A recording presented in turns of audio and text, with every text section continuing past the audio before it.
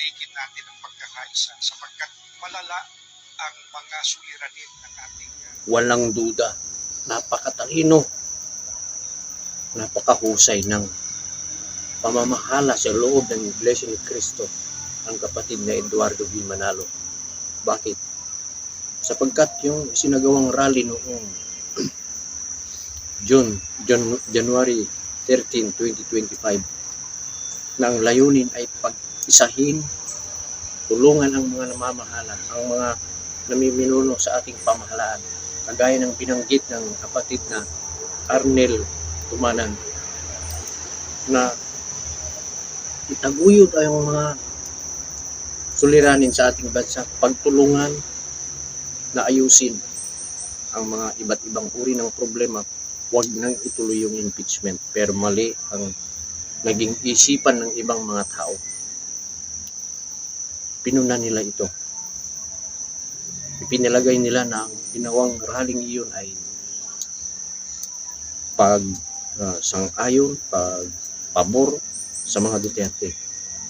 Muli ko pong ipapanood sa inyo yung mga ilang video clips noong January 13, 2025 mula po sa Luneta hanggang sa iba't ibang dako. Pati yung pag-interview sa ibang mga kapatid. Bakit isinasagawa ang National Rally? Ngayon, nararamdaman natin yung mga nangyayaring yan. Nagbabangayan ang Kongreso at ang Senado. Panoorin po ninyo. Sa mga namumuno sa pamahalaan na pagkaisahan din nilang pagpukulan ng matamang atensyon at po namin sana magkaisa na lang po tayo kung ano po yung adikain o yung pangako o gusto na mangyari po sa lahat ng tulong natin sa pamahalaan natin ang pagkakaisa sapagkat malala ang mga suliranin ng ating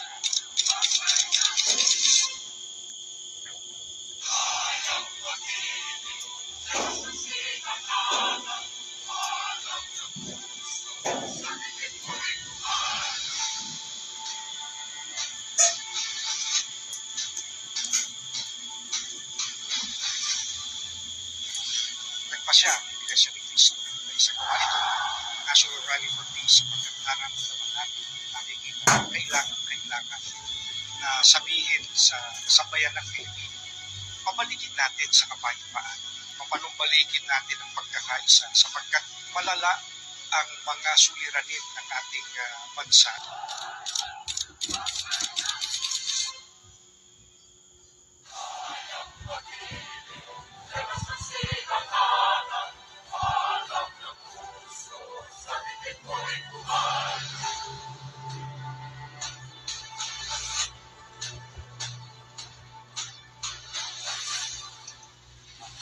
Nagpasya ang Iglesia ni Cristo na isagawa ito ang National Rally for Peace sapagkat nararamdaman natin nakikita kailangan na sabihin sa sambayan ng Pilipino, pabalikin natin sa kapayapaan, papanumbalikin natin ang pagkakaisa sapagkat malala ang mga suliranin ng ating bansa.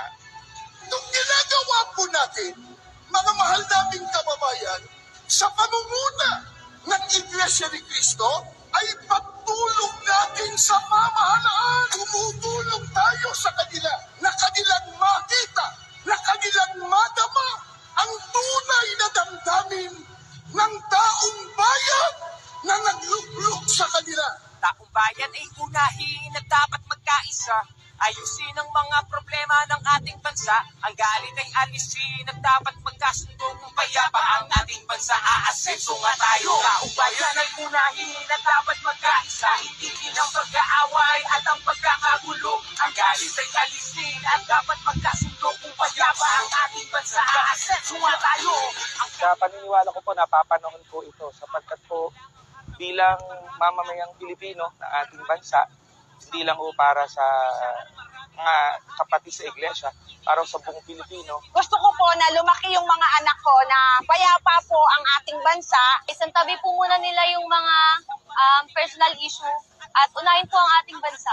Kriminalidad, hindi mabuting panoorin na puro na lang kampihan, kaliwat ka ng batikos, kabi-kabilang alitan ng dapat asikasuhin at kailangang malulasan ng mga problemang nagpapahirap sa ating bayan. Magkaisa ng lahat. Kasi kung tayo watak-watak, walang mangyayari sa bansa natin.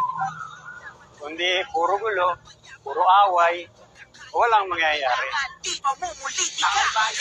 Hinihiling natin sa mga namumuno sa pamahalaan na pagkaisahan din nilang pag-ukulan ng matamang atensyon at pag-asikaso. Sa halip na bangayan ang kapakanan ng Pilipinas, nawa ang pag-ukulan nila ng pansin at panahon.